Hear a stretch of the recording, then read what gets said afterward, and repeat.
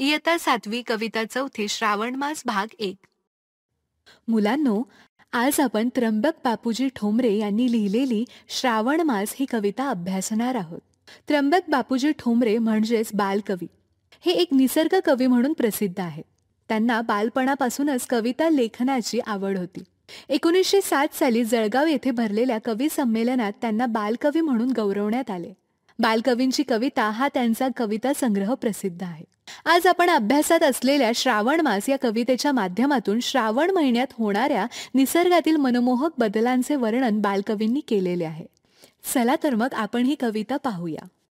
श्रावण मासी हर्ष मानसी हिरवळ दाटे चोहीकडे, क्षणात येते सरसर शिरवे, क्षणात फिरुनी ऊन पडे.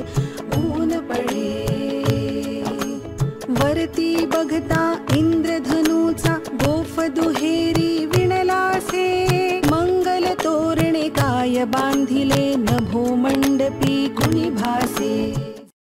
मुलांनो, श्रावण महिन्यात सर्वत्र हिरवळ पसरलेली असते. मॅडम, पण शिरवे म्हणजे काय? शिरवे म्हणजे पावसाचा हलकासा शिडकावा. कवी येथे म्हणत आहेत की श्रावण महिन्यात एका क्षणाला शिरवे म्हणजेच हलकासा पाऊस पडतो, तर दुसऱ्या क्षणाला ऊन पडते. अशा या ऊन पावसाच्या लपंडावाने संपूर्ण निसर्ग आनंदी झालेला असतो. सगळ्या पशु आणि पक्ष्यांना आनंद झालेला असतो. झाडांना हिरवी मनमोहक अशी पालवी फुटलेली असते. आकाशात इंद्रधनुष्याच्या दुहेरी गोफ विणलेला दिसतो. इंद्रधनुष्य उमटलेले पाहून असे वाटते की नभो मंडपी मंगल तोरण बांधलेले आहे. मुलांनो, नभो मंडपी म्हणजे आकाशाच्या मंडपाला. तर असे पवित्र तोरण आकाशाच्या मंडपाला बांधलेले आहे. मुलांनो, आता आपण पुढील कडवे पाहूया. झाला सा सूर्यास्त वाटतो, सांज आहा तो उघडे, तर शिखरावर उंच घरावर पिवळे पिवळे ऊन पडे. उठती वरती जलदावरती अनंत संध्या राग पहा, सर्वन भावर होय रेखिले, सुंदरतेचे रूप महा.